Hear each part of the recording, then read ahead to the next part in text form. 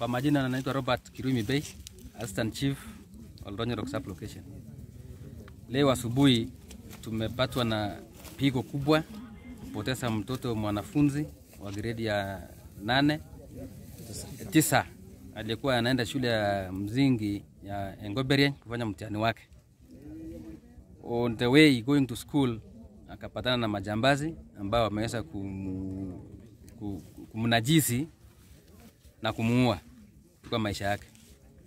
So nikiwa kama naibu wa chief wa area hiyo, ningependa kuomba wakazi wote waweze kushirikiana na serikali kutafuta hawa wajangili waweze kutiwa nguvuni.